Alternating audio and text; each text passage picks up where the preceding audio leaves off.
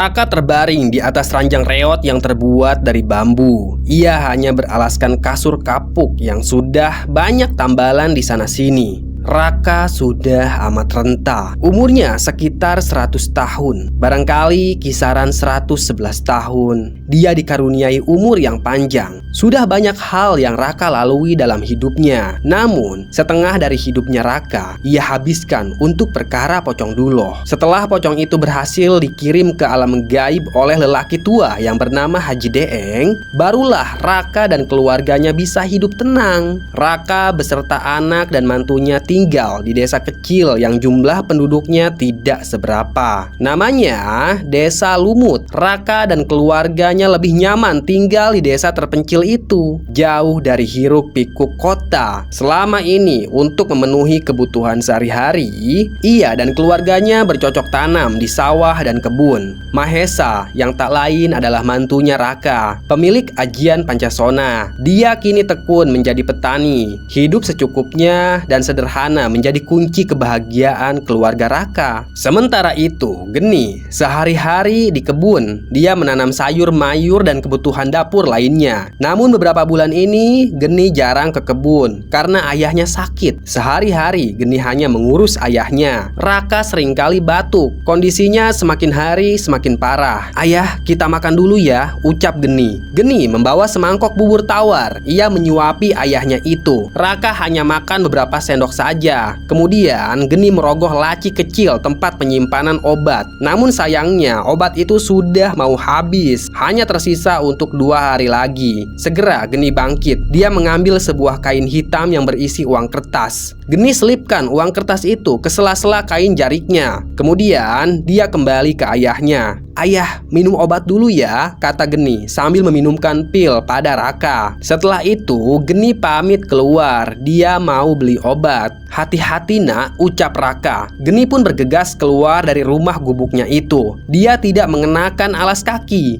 Memang mayoritas warga di desa tersebut masih tidak tersentuh oleh modernisasi. Geni berjalan menyusuri jalan setapak. Sesekali ia tersenyum ramah saat disapa oleh warga desa. Keluarga Geni memang dituakan, terutama Raka. Dia seringkali dimintai syariat atau istilahnya doa untuk berbagai kebutuhan. Seperti kalau musim tanam padi, warga akan datang ke rumah Raka agar sawahnya dirajah atau diberi doa-doa agar terhindar dari wabah penyakit. Geni kini masuk ke perkebunan melinjo. Dia berjalan dengan tergesa-gesa. Toko obat Cina ada di desa Rancabuaya. Itu toko langganan Geni. Penjaganya juga ramah, Koh Liu namanya. Kadang Geni dikasih diskon murah oleh Koh Liu. Di tengah perjalanan Geni berhenti. Jalan setapak itu tampak sepi. Namun Geni merasa ada sesuatu yang aneh. Dia pun membalikkan badan. Kemudian Geni menggibaskan tangan kanannya. Seketika saja muncullah api yang berkobar-kobar dari tangannya itu.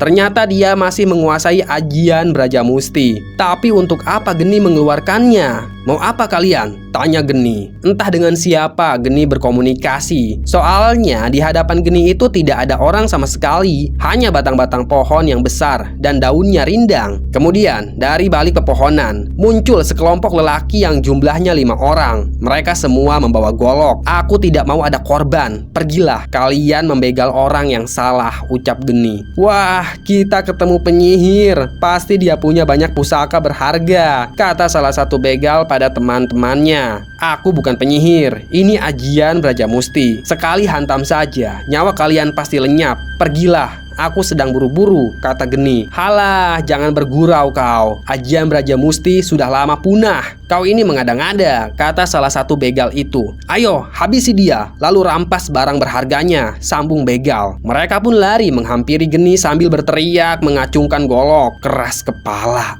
desis Geni. Dia memasang kuda-kuda. Kemudian dengan sekali hantaman saja, kelima begal itu terpental sangat jauh. Tubuh mereka terbakar. Mereka terpelanting pada batang pohon. 4 orang tewas dan 1 orang sekarat. Geni dengan cepat menghampiri lelaki yang masih sekarat itu. Dia ingin tahu dari mana datangnya para begal tersebut. "Di mana asal kalian?" tanya Geni sambil memamerkan ajian Brajamusti yang masih menyala-nyala. Namun lelaki itu tidak sempat menjawab. Dia meninggal begitu begitu saja. Geni memadamkan api Braja Musti, lalu dia pergi dari sana. Geni harus segera sampai di toko obat. Beberapa saat kemudian dia keluar dari jalan setapak dan masuk ke jalan besar yang berbatu. Kedua telapak kakinya sudah kebal. Dia tidak merasakan sakit sama sekali saat menginjak kerikil jalanan. Setibanya di toko obat, segera Geni mengeluarkan uang koin di hadapan Koh Liu. "Beli obat buat ayahku, Koh," ucap Geni. Koh Liu menyapa Geni dengan ramah. Kemudian dia mengeluarkan obat pesanan Geni. "Kau ambil saja uangnya. Semoga ayahmu cepat sembuh," kata Koh Liu. Dia memberikan kembali uang koin itu pada Geni. "Yang benar, Koh?" tanya Geni. "Iya, kau sudah jadi pelanggan lama di tokoku. Jadi anggap saja ini bonus," kata Koh Liu. Geni pun tersenyum. "Terima kasih ya, Koh," ujar Geni. Namun sebelum Geni meninggalkan toko obat itu, ia mendengar tangisan wanita yang terdengar sangat melangsa. Geni menoleh ke kanan. Di sana ada seorang wanita berpakaian kebaya lusuh dan kain jarik. Dia sedang nangis nelangsa. Beberapa orang mencoba untuk menenangkan wanita tersebut. Sesekali wanita itu muntah. Dia seperti baru saja melihat sesuatu yang menjijikan. "Suamiku,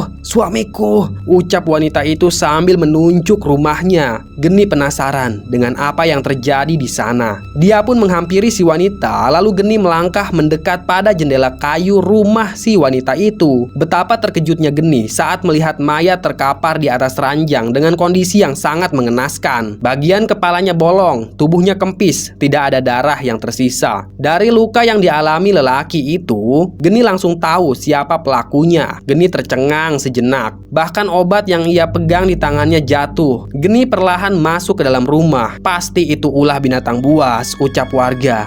"Harimaukah?" tanya warga lainnya. "Mana mungkin harimau, lihat saja tubuh dia kempis, tidak ada darah sama sekali," ucap warga lainnya. Mereka langsung menggotong mayat itu untuk dikuburkan. Segera Geni keluar dari rumah tersebut. Dia mengambil kembali obat ayahnya dan lari dengan cepat. Dia harus mengabarkan kejadian itu pada ayahnya. Bagaimana mungkin Pocong Duloh bisa keluar dari alam gaib? Siapa yang telah mengeluarkannya? Tanya Geni dalam hatinya. Beberapa saat kemudian Geni tiba di rumahnya. Napasnya ngos-ngosan. "Ayah, Pocong Duloh bangkit lagi ya," kata Geni. Wajahnya penuh keringat. Raka yang saat itu sedang sakit, dia terkejut mendengar perkataan anaknya. "Pocong Duloh?" tanya Raka. "Iya ayah, di desa Ranca Buaya ada orang yang meninggal dengan mengenaskan. Kepalanya bolong, tubuhnya kempis, darahnya habis. Aku yakin itu ulah Pocong Duloh," kata Geni. Raka menampakkan wajah kaget. Dia mengerutkan dahinya yang sudah keriput. Ternyata mimpinya itu benar, Duloh bangkit lagi. Beberapa hari ini Raka sering mimpi didatangi Pocong Duloh. Ia kira itu hanya mimpi buruk. Namun nyatanya hal tersebut merupakan petanda bahwa Duloh sudah kembali. "Kita harus pergi dari sini," ucap Raka. "Pergi?" tanya Geni. "Iya, memangnya mau apa? Mau kita lawan lagi?" "Tidak mungkin.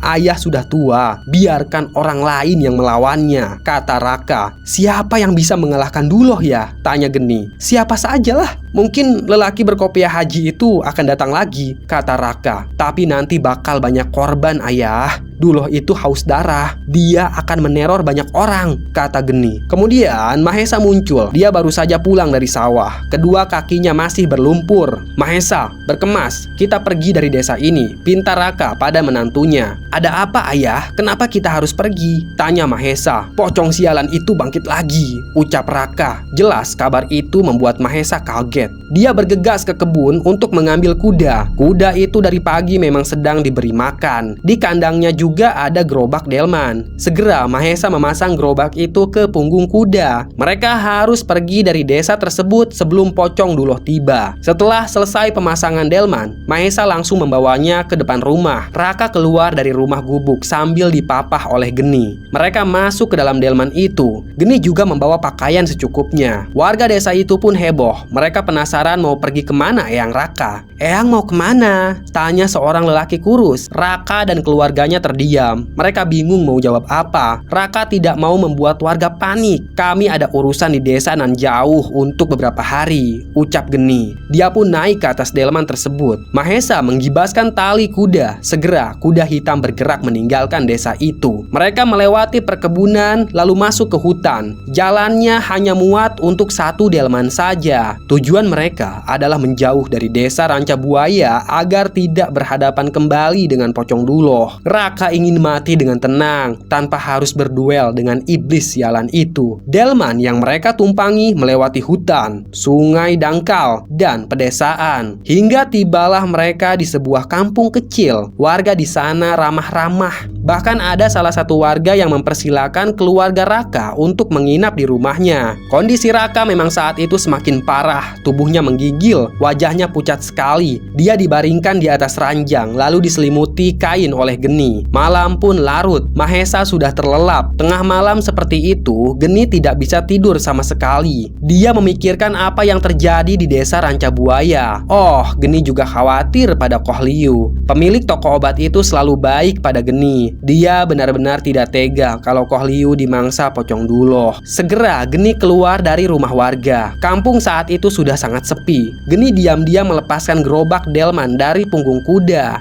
Dengan cepat, Geni naik ke atas kuda lalu pergi begitu saja meninggalkan ayahnya dan Mahesa. Kuda yang dikendarai Geni melesat dengan cepat. Kebetulan malam itu terang bulan, jadi jalanan terlihat dengan jelas. Sementara itu di desa Rancabuaya tidak seperti biasanya. Malam-malam begini, desa masih ramai. Kaum laki-laki berjaga. Mereka tidak mau ada korban lagi seperti tadi malam. Selain itu, mereka juga penasaran makhluk apa yang sedang meneror desa mereka. Semua lelaki di desa itu memegang senjata masing-masing. Ada yang memegang golok, tombak, arit, dan banyak lagi. Pokoknya malam ini jangan ada yang tidur. Kita jaga desa dari teror, ucap pimpinan desa itu sambil menenteng golok panjang. Siapa? Jawab warga serentak. Sampai jam 12 malam tidak ada tanda-tanda kemunculan apapun di desa mereka. Satu persatu para penjaga mulai ngantuk. Apeng, salah satu warga bertubuh gemuk. Dia memutuskan untuk keliling desa, memeriksa keadaan. Apeng menenteng patromak. Dia mengenakan cupluk warna hitam dan sarung yang diselempangkan ke bahunya. Apeng terus berjalan menyusuri desa-desa. Dan tak lama kemudian dia melihat ada sosok yang berdiri di antara batang-batang pohon. Itu seperti sosok lelaki kurus yang mengenakan baju putih dan celana pendek warna hitam. Segera Apeng mencabut golok dari serangkanya. "Heh,